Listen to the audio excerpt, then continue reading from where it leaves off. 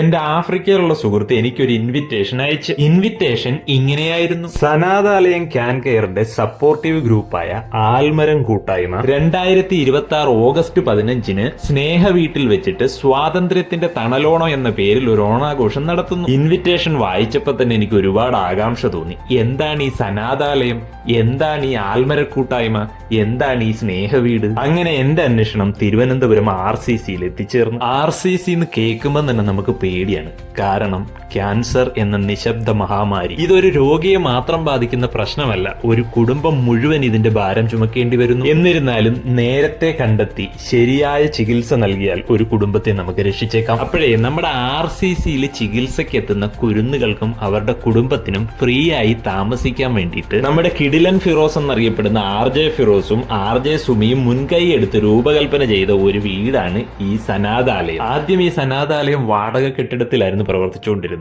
പിന്നീട് ഒരുപാട് സുമനസ്സുകളുടെ സഹായത്തോടു കൂടി ഇപ്പൊ സ്വന്തമായി ഒരു കെട്ടിടം നിർമ്മിച്ചിരിക്കുകയാണ്. ഈ കെട്ടിടം നിർമ്മിക്കാൻ വേണ്ടി ഏകദേശം ഒരു 3 കോടി രൂപയോളമാണ് വേണ്ടി വന്നത്. അതിൽ 1.5 കോടിയോളം നാട്ടുകാരും വീട്ടുകാരും കൊച്ചുകുട്ടികളും പ്രവാസികളും നമ്മുടെ ആൽമര കൂട്ടായ്മ പോലുള്ള ചെറിയ ചെറിയ സംഘടനകളും കൂടി ചേർന്ന് സമാഹരിച്ചു. ബാക്കി വരുന്ന തുക നമ്മുടെ മഹാനടൻ മമ്മൂട്ടി കൂടി ഏറ്റെടുത്തതോടുകൂടി ചിറക് ചാരിറ്റബിൾ ട്രസ്റ്റിന്റെ അണ്ടറിൽ വരുന്ന നമ്മുടെ സനാതാലയം പ്രാവർത്തികമായി. അപ്പൊ ഇവരെല്ലാവരും കൂടി ചേർന്ന് ആൽമരം കൂട്ടായ്മയുടെ ഓണാഘോഷം തിരുവനന്തപുരം നാലാഞ്ചിറയുള്ള സ്നേഹ വീട്ടിൽ വെച്ചാണ് നടത്തുന്നത്. പൊതുജനങ്ങളെയും കൂടി ഉൾപ്പെടുത്തി ഓണാഘോഷിക്കാൻ പല സാങ്കേതിക ബുദ്ധിമുട്ടുകളും ഉണ്ട്. അതുകൊണ്ട് നമുക്ക് എല്ലാവർക്കും ഒരുമിച്ച് ഇവർക്ക് വേണ്ടി പ്രാർത്ഥിക്കാം.